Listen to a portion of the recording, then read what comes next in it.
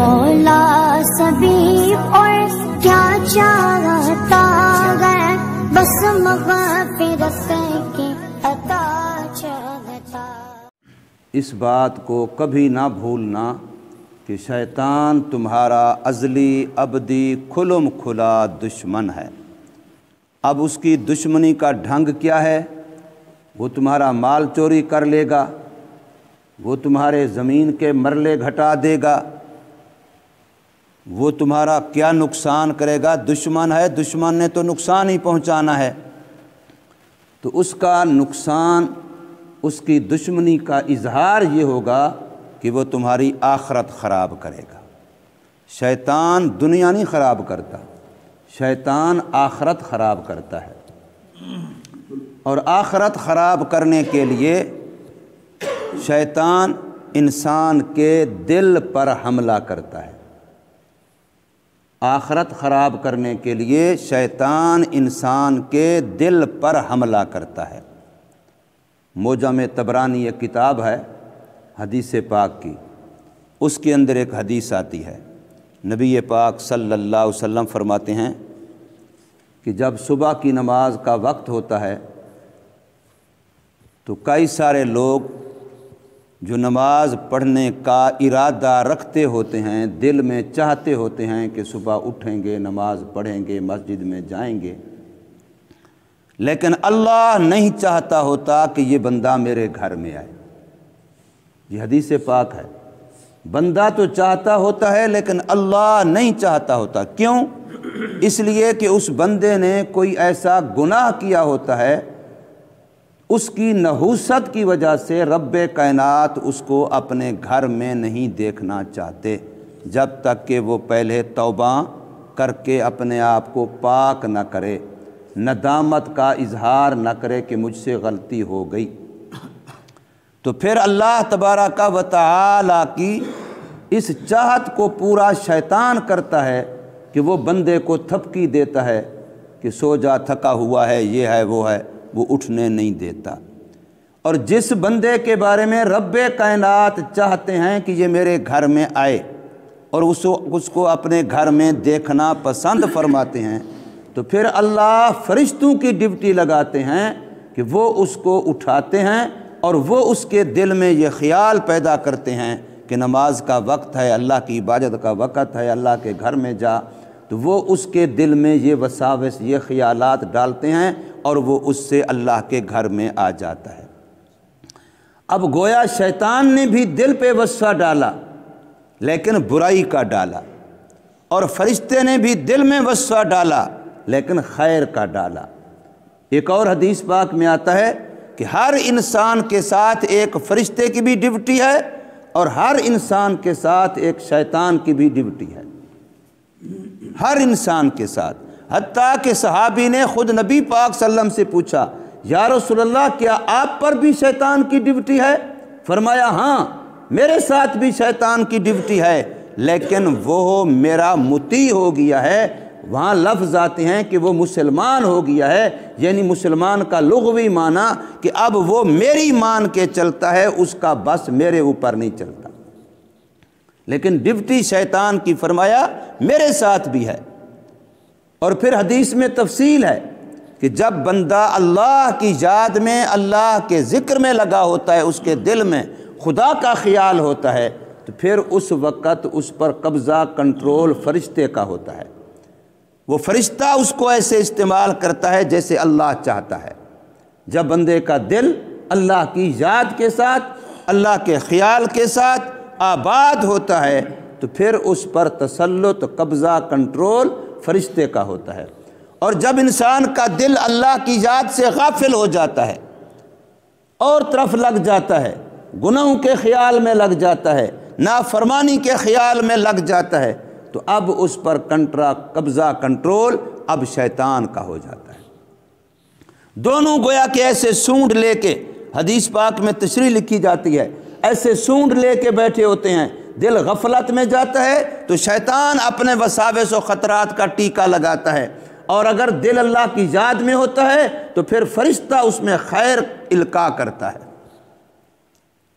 تو انسان کا اصل معاملہ دل کا ہے۔ اور دلوں کو اللہ دیکھتا ہے۔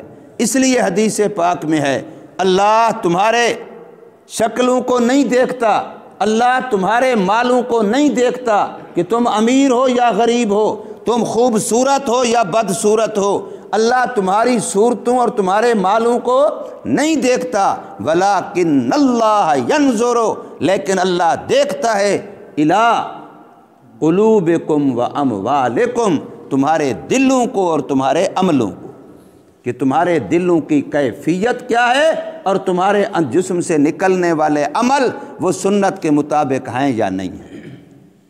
دل کے اندر کیفیت کیا ہے اور عمل جو جسم سے نکل رہا ہے وہ سنت کے مطابق ہے یا نہیں ہے۔ تو یہاں پر اللہ پاک نے فرمایا کہ شیطان جو تمہارا ازلی ابدی کھلم کھلا دشمن ہے، میں نے کل کے درس میں یہ بات عرض کی تھی کہ شیطان ہمارا کتنا بڑا دشمن ہے کہ آدم و حوا دونوں جنت میں ہیں، یہ نہیں ہے کہ جنت سے باہر ہیں، جنت کے اندر ہیں، اللہ ان کو خود رہائش جنت میں دے چکا ہے۔ یا آدم اسکن انت وزوجک الجنہ، یہ قرآن کا حکم ہے، اے آدم تو بھی اور تیری بیوی دونوں تم رہائش پذیر ہو جاؤ، سکونت اختیار کر لو، کہاں؟ جنت میں۔ جنت دونوں کو مل گئی، دونوں جنت میں ہیں۔ اب جو شیطان نے دشمنی کی فَأَضَلَّهُمَا الشَّيْطَانُ أَخْرَجَهُمَا، یہ دونوں الفاظ قرآن میں آتے ہیں، اضلہما کے لفظ بھی دونوں کو پھسلا دیا اور دونوں کو نکال دیا، یہ شیطان کے بارے میں۔ اور اس نے نکالا کیسے؟ ایک ایسی چیز کھلائی جس کے کھانے سے اللہ نے روکا تھا۔ انسان ذرا غور کرے نا، ایسی چیز کھلائی جس کے کھانے سے اللہ نے روکا تھا، فی نفس ہی وہ چیز حرام نہیں تھی، اپنی ذات میں فی نفس ہی وہ چیز حرام نہیں تھی، صرف شجرہ ممنوعہ تھا، روکا گیا تھا کہ یہ گندم ہے نہیں کھانی، لیکن گندم فی نفس ہی کوئی حرام چیز نہیں ہے، فی نفس ہی تو حلال چیز ہے، لیکن میرا حکم یہ ہے کہ یہ تم نے استعمال نہیں کرنی۔ اب اللہ کا حکم یہ تھا کہ یہ نہیں کھانی، ورنہ فی نفس ہی وہ حرام نہیں ہے، تو وہ کھا لی، تو اس کا پہلا نقصان یہ ہوا کہ وہاں ان کے جسم سے جنتی لباس اتر گیا۔ پہلا اثر یہ، وہ قرآن مجید کے اندر ہے، پہلا اثر یہ ہوا کہ دونوں کے جسم سے جنت والا لباس اتر گیا بغیر اتارنے کے۔ اتنا ہے کہ وہ دونوں جسم کپڑے سے خالی جب ہوئے تو اب انسان کی فطرت ہے کہ انسان حیادار ہے اور ننگے پن کو پسند نہیں کرتا۔ ہاں جو جانور بن جاتے ہیں، جیسے آج کل یورپ بن گیا ہے، جو جانور بن جاتے ہیں وہ ننگے ہونے کو خوبی سمجھتے ہیں، وہ جتنا زیادہ ننگے ہوتے جائیں گے اتنا زیادہ سمجھیں گے ہم ترقی کر رہے ہیں، ورنہ انسان من حیث الانسان ننگے ہونے کو پسند نہیں کرتا۔ مشرکین مکہ کعبے کا طواف ننگا کرتے تھے، لیکن اس کو غلط سمجھتے تھے، پھر اس پر استغفار کرتے تھے، تو ان کا لباس اتر گیا۔ اور قرآن کہہ رہا ہے کہ جنت کے درختوں میں جس درخت کے پتے بڑے تھے وہ ان پتوں سے اپنے جسم کو چھپا رہے تھے، آدم علیہ السلام بھی، حضرت حوا علیہ السلام بھی، حالانکہ دونوں میاں بیوی تھے، تیسرا وہاں کوئی انسان تھا ہی، کوئی اور تو دیکھنے والا نہیں تھا۔ میاں بیوی کو تو ایک دوسرے کا جسم دیکھنا جائز بھی ہوتا ہے، لیکن اس کے باوجود بھی اپنے جسم کو جنت کے درختوں کے پتوں سے چھپا رہے تھے، قرآن مجید کے اندر ہے۔ تو سب سے پہلا نقصان یہ ہوا، اور جب لباس اترا اس کا معنی بندے سے حیا گیا، مرد ہے تو غیرت گئی، عورت ہے تو حیا گیا۔ جب مرد بے غیرت بن گیا، عورت بے حیا بن گئی، تو پھر اللہ نے ایسے لوگوں کو جنت میں رکھنا نہیں ہے، ان کو نکال دیتا ہے۔ پہلے لباس اتر گیا اور پھر جنت سے نکال دیے گئے، زمین میں جاؤ، اب جنت ملے گی لیکن اب محنت سے ملے گی، اب ایک ضابطہ ہے، اب ایک قانون ہے، کہ میری طرف سے تمہارے پاس ہدایت نامہ آئے گا، رسول آئیں گے، کتابیں آئیں گی، جو اس کی اتباع غلامی کرے گا تب دوبارہ جنت ملے گی، اب ایسے نہیں ملے گی۔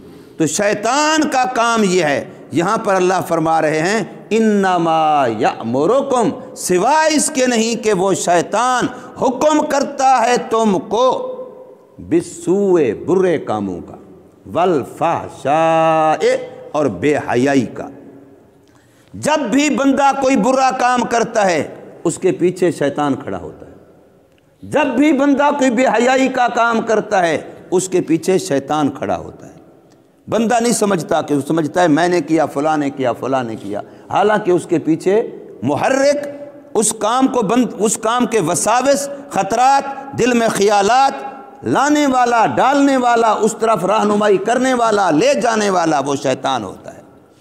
بندہ شیطان کا اعلیٰ کار بنا ہوتا ہے، مرد ہو تب بھی، عورت ہو تب بھی، جوان ہو تب، بوڑھا ہو تب، جو بھی بے حیائی کا کام کر رہا ہے، برائی کا کام کر رہا ہے، وہ شیطان کا اعلیٰ کار بنا ہوا ہے۔ اس وقت اس کو شیطان اپنے مقصد میں استعمال کر رہا ہے۔ انما یأمر، سوائے اس کے نہیں حکم کرتا ہے وہ شیطان تم کو بالسوء، برے کاموں کا، والفحشاء، اور بے حیائی کے کاموں کا۔ اور تیسری بات یہ کرتا ہے وَأَن تَقُولُوا عَلَى اللَّهِ مَا لَا تَعْلَمُونَ، اور یہ کہ کہو تم اللہ کے بارے میں ایسی باتیں جن کا تمہیں علم نہیں ہے، تم جانتے نہیں ہو، لیکن اللہ کے بارے میں ایسی باتیں۔ اس وقت جہالت جو ہے وہ عروج پر ہے، ایسی ایسی باتیں مذہب کے نام پہ کہی جائیں گی کہ خدا نے یہ بھی کہا، خدا یوں بھی چاہتا ہے، حالانکہ اللہ کا رسول اور اللہ تعالیٰ اس سے منع کر رہے ہوتے ہیں، لیکن وہ باتیں خدا کے ذمے لگائی جا رہی ہیں اور اللہ تعالیٰ کے بارے میں کہی جا رہی ہیں، اپنا الو سیدھا کرنے کے لیے، اپنے مفادات کے لیے۔ قرآن کو بھی استعمال کیا جا رہا ہے، حدیث کو بھی استعمال کیا جا رہا ہے، شریعت کا بہانہ بنایا جا رہا ہے، اور اصل مقصد اپنا ہے۔ جیسے لفظ ریاست مدینہ کا استعمال کرو، کام سارے شیطان والے کرو، تو یہ تو وہ لفظ کو بدنام کرنا، اس لفظ کی توہین کرنے والی بات ہے۔ تو اسی طریقے سے انسان کو شیطان جب استعمال کرتا ہے تو وہاں یہ بھی ہوتا ہے کہ وہ سہارا، آسرا شریعت کا لے کے کہ اللہ یوں فرماتے ہیں، اللہ یوں فرماتے ہیں، حالانکہ اللہ تعالیٰ کا فرمان ایسا نہیں ہوتا۔ فرمایا اور یہ کہ کہو تم اللہ، اللہ کے بارے میں، ما لا تعلمون، جو تم نہیں جانتے۔ تو یہ چیزیں شیطان کی طرف سے ہوتی ہیں، اور شیطان انسان کا ازلی ابدی ہمیشہ کا دشمن ہے۔ خداوند قدوس قرآن میں بار بار کہتا ہے کہ وہ تیرا دشمن ہے، عدو مبین، کھلم کھلا دشمن ہے، فاتخذہ عدوا، اس کو دشمن مان، اس کو دشمن جان، اس کو دشمن سمجھ۔ لیکن انسان ہے وہ سمجھتا ہے کہ شاید میں نے کوئی فلاں کو گالیاں دے کے، فلاں کو دھکے دے کے، فلاں کا مال دبا کے میں نے کوئی کمال کر دیا ہے۔ یہ پتہ نہیں ہوتا کہ مجھے شیطان نے استعمال کر لیا ہے، میں تو شیطان کا ٹیشو پیپر بن گیا ہوں۔ جس بندے کو خلاف شریعت کام کروائے جاتے ہیں شیطان کرواتا ہے۔ جیسے میں اور آپ ٹیشو پیپر سے پیشاب صاف کر کے اس کو پھینک دیتے ہیں، شیطان بھی بندے سے گناہ کروا کے یوں بندے کو جہنم کی بٹھی میں پھینک دیتا ہے۔ اس لیے شیطان کا ٹیشو پیپر بن جاتا ہے بندہ جس وقت بندہ گناہ کر کے بھی اترا رہا ہوتا ہے کہ میں نے فلاں کو یوں کر دیا، میں نے یوں کر دیا، میں نے یوں کر دیا، کر بھی گناہ رہا ہے، جہنم کا ایندھن اپنے آپ کو بنا رہا ہے، اور اس پر اکڑ بھی رہا ہے، اس پر فخر بھی کر رہا ہے۔ تبلیغ والے میرے پاس بڑے آتے ہیں، میں نے ان کی کبھی نہیں مانی، اس پر بھی اکڑ رہا ہوتا ہے۔ میرا دروازے پہ 1000 دفعہ ہیں، میں ان کی سنتا ہی نہیں ہوں۔ اب وہ سمجھتا ہے کہ میں نے بڑا کمال کیا ہوا ہے، میں کوئی ایسا بڑا آدمی ہوں کہ بار بار میرے دروازے پر آتے بھی ہیں اور میں تو ان کی بات نہیں مانتا۔ یہ پتہ نہیں ہے کہ میرا رب تجھے اپنے گھر آنے نہیں دیتا۔ تبلیغ والوں بیچاروں کو ترس آتا ہے کہ یہ بھی ہمارا ایک انسان بھائی ہے، مسلمان بھائی ہے، وہ تیرے دروازے پہ تجھ پہ رحم کھا کھا کے آتے ہیں، وہ تیرے دروازے پہ آتے ہیں، تجھے قابل رحم سمجھتے ہیں، کہ تو قابل رحم بنا ہوا ہے، جیسے کوئی مظلوم ہوتا ہے، نفس تیرے اوپر ظالم ہے، شیطان تیرے اوپر ظالم ہے، تو ان دونوں کے سامنے مظلوم ہے، وہ تجھے ٹشو پیپر کی طرح استعمال کر کے جہنم میں پھینکنا چاہتے ہیں اور یہ تجھے جہنم سے بچانے کی محنت کر رہے ہیں، لیکن تجھے سمجھ نہیں آتی کہ یہ تیرے محسن ہیں جو تیری کنڈی کھٹکا رہے ہیں، جو تیرے دروازے پہ چکر لگا رہے ہیں، یہ تیرے محسن ہیں۔ اللہ تبارک و تعالی ہمیں سمجھ نصیب فرمائے اور عمل کی توفیق دے۔